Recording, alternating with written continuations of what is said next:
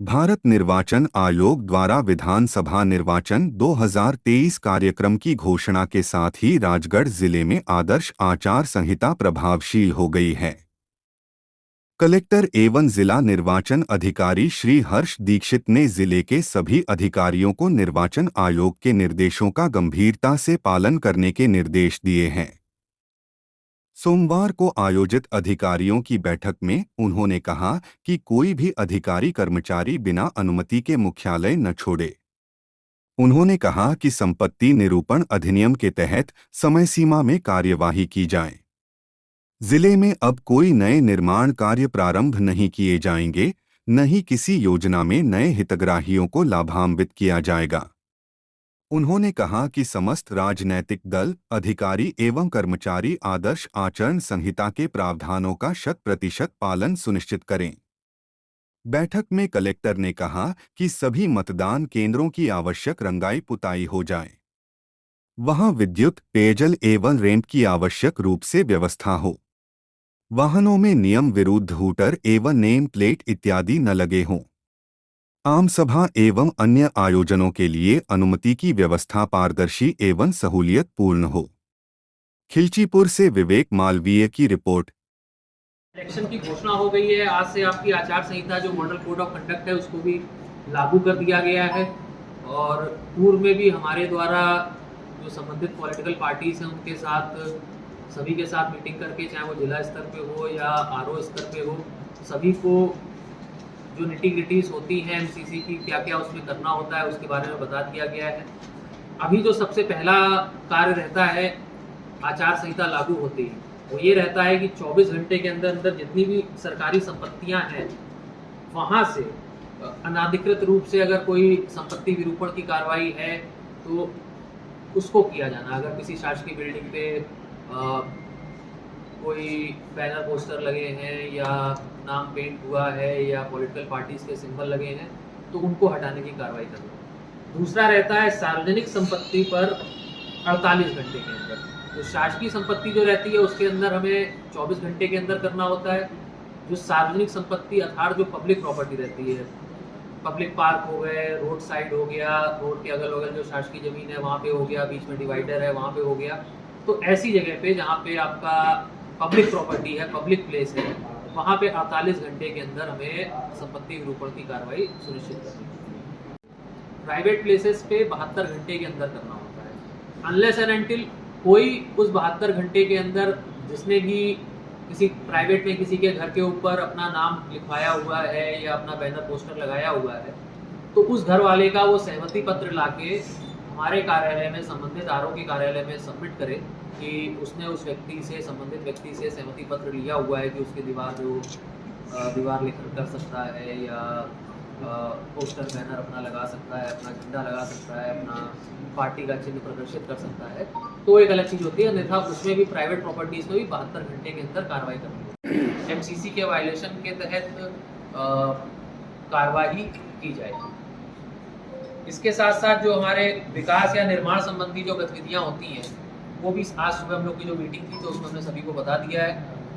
72 घंटे के अंदर अंदर एक सूची हमें यहाँ से आयोग को भेजनी होती है कि ऐसे कार्य जिनका जो चालू हो चुके हैं, जिनका टेंडर हो गया, जिनका एजेंसी अवार्ड हो गई, जिसमें व्यक्ति ने काम चालू कर दिया है, तो वो ऐसे काम हैं जिनको ऑनगोइंग वर्क की कैटेगरी में लिया जाता है और वो काम इलेक्शन के बीच में भी चालू रहते हैं। और दूसरा ऐसे कामों की सूची होती है जहाँ पे टेंडर तो हो गया, हो सकता है वर्क ऑर्डर भी हो गया हो, लेकिन काम चालू ना हुआ। तो अगर कहीं ऐसी स्थिति है कि काम चालू नहीं हुआ है तो वहाँ पे काम अब जब भी आचार संहिता खत्म होगी, समाप्त होगी, उसके बाद कार्य चालू किया जाएगा। तो सभी जगह सभी डिपार्टमेंट को ये भी निर्देशित कर दिया गया है कि जो काम ऐसे हैं जो आपके आज के पहले, आचार संहिता लगने के पहले चालू अवस्था में थे, वो चालू रहेंगे, लेकिन कोई भी नए कार्य स्टार्ट नहीं किए जाएंगे। नए कार्य कोई बहुत एक्स्ट्रा ऑर्डिनरी इम्पोर्टेंस के हैं या बहुत आवश्यक हैं, अति आवश्यक हैं, कई बार डिजास्टर से रिलेटेड कार्य होते हैं या कोई कार्य ऐसे होते हैं जिसमें बहुत आवश्यकता होती है, तो उसको प्रायर अनुमति लेके, मेरी अनुमति लेके, और आवश्यकता पड़ेगी तो भोपाल से अनुमति लेने के बाद ही कुछ कार्य जारी किए जाएंगे। बाकी जो शासकीय योजनाएं हैं, जो योजनाएं ऑलरेडी रन कर रही हैं, जिसमें बेनिफिशियरी पहले से आइडेंटिफाइड है, उसमें लोगों को लाभ मिलता रहेगा। अगर किसी को पेंशन मिल रही है, पहले से मिल रही है, 4 साल से मिल रही है, 10 साल से मिल रही है, तो उसको हर महीने आगे भी मिलती रहेगी। उसमें बीच में कोई चुनाव की वजह से रोक नहीं आएगी। लेकिन हाँ, नए हितग्राहियों को जोड़ने वाला काम जरूर रोक दिया जाएगा। अगले 2 महीने के लिए जब तक आचार संहिता लागू होगी, किसी भी प्रकार के जो हितग्राही हैं, चाहे पेंशन के हितग्राही हों या राशन के हितग्राही हों या अन्य शासकीय योजनाओं के जो नए हितग्राही हैं, तो नए हितग्राहियों को जोड़ने का काम जो है वो अगले करीब 2 महीने के लिए नहीं। मॉडल कोड ऑफ कंडक्ट है या आचार संहिता है, वो इस पूरे जिले में लागू हो गई है। जो डिटेल प्रोग्राम है वो मैं आपको बता देता हूँ। जो गजट नोटिफिकेशन होगा चुनाव का, वो 21 अक्टूबर शनिवार को जारी किया जाएगा। उसी के साथ ही जिस दिन गजट नोटिफिकेशन होता है, उसी के साथ ही आपका नॉमिनेशन की प्रक्रिया भी चालू हो जाएगी। नॉमिनेशन का लास्ट डे जो रहेगा, शांत हो जाइए थोड़ा, नॉमिनेशन का जो लास्ट डे रहेगा वो 30 अक्टूबर 2023 रहेगा। 30 अक्टूबर को सोमवार रहेगा। सोमवार के दिन नॉमिनेशन का लास्ट डे रहेगा। फिर 31 अक्टूबर नॉमिनेशन के लास्ट डे के जस्ट अगले दिन स्क्रूटनी होगी। स्क्रूटनी में जो नॉमिनेशन पत्र जो होते हैं, नाम निर्देशन पत्र होते हैं, उनकी एक जांच की जाती है, चेकिंग की जाती है। फिर इसके बाद 2 नवंबर 2023 गुरुवार को विड्रॉल का या नाम निर्देशन पत्र वापस लेने का लास्ट डे रहेगा। नॉमिनेशन से लेकर उसके बीच में कर सकते हैं कभी भी, लेकिन लास्ट डे रहेगा विड्रॉल का 2 नवंबर 2023 को। राजगढ़ जिले में जो चुनाव का दिन रहेगा, डेट ऑफ पोल रहेगा, वो 17 नवंबर 2023 रहेगा। डेट ऑफ काउंटिंग जो रहेगा वो 3 दिसंबर 2023 रहेगा। 3 दिसंबर को संडे पड़ रहा है। 3 दिसंबर के दिन राजगढ़ जिले में काउंटिंग की जाएगी। 5 दिसंबर 2023 के पहले जितनी भी ये चुनाव की पूरी प्रक्रिया है उसका कंप्लीशन करना है बेसिकली।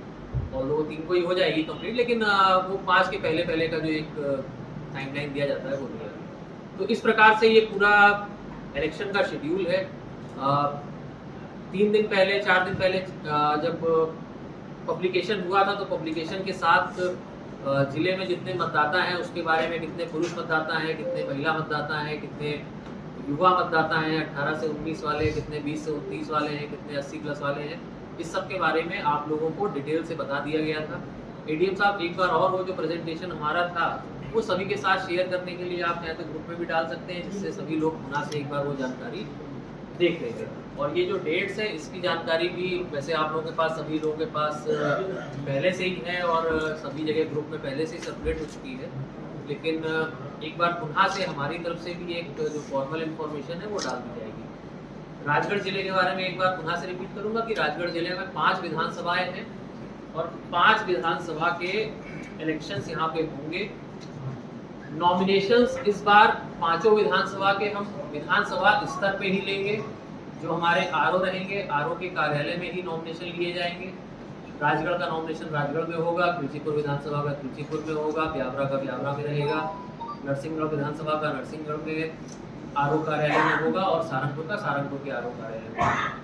तो सभी जगह के जो नॉमिनेशन होंगे वो वहीं पे होंगे। इलेक्शन डेट 17 तारीख को रहेगी, एक बार पुनः रिपीट कर रहा हूँ। और फिर काउंटिंग हमारी 3 दिसंबर को रहेगी। कुल मतदाता जैसा उस दिन बताया गया था, अगर मैं पुनः से बताऊं तो 11,52,047 मतदाता पूरे जिले में है। और जिसमें हमारा जो जेंडर रेशियो है वो करीब 956 के आसपास है, 956-957 के आसपास जेंडर रेशियो था। 18 से 19 के बीच में हमारे करीब 57,000 मतदाता थे और 80 प्लस के ऊपर करीब 17,000 की लाइन में कुछ थे, 17,200-300 के आसपास मतदाता 80 प्लस के थे।